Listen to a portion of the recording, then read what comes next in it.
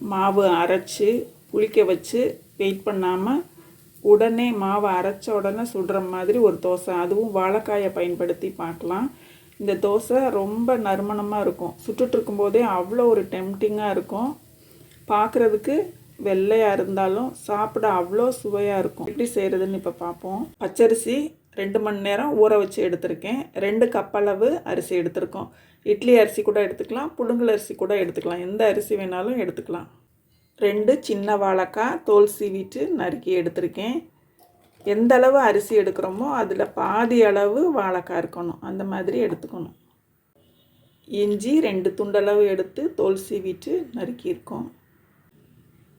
பச்சை மிளகா 3, காஞ்ச மிளகா கூட எடுத்துக்கலாம். காரம் உங்களுக்கு எவ்வளோ தேவையோ அதுக்கு தகுந்த வாக்கில் கூட்டிக்கலாம்.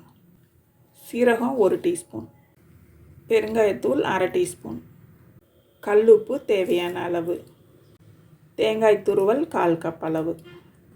இதில் தண்ணீர் சேர்த்து அரைச்சி எடுத்துக்கணும். 3/4 பதத்துக்கு அரைச்சா போதும்.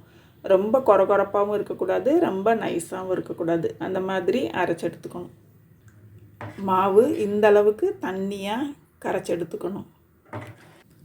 ஒரு பெரிய வெங்காயம் சின்னதாக நறுக்கியதை அதில் சேர்த்து கலந்துக்கணும். தோசைக்கல்லில் எண்ணெய் தடவிட்டு மாவை சுற்றி ஊற்றணும்.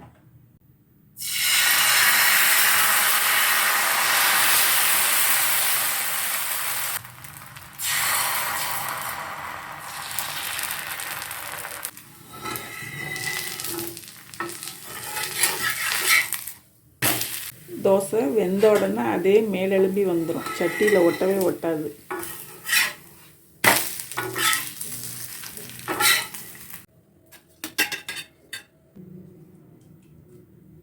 இந்த சுவையான தோசை வீட்டில் எல்லோரும் செஞ்சு பாருங்கள். நன்றி.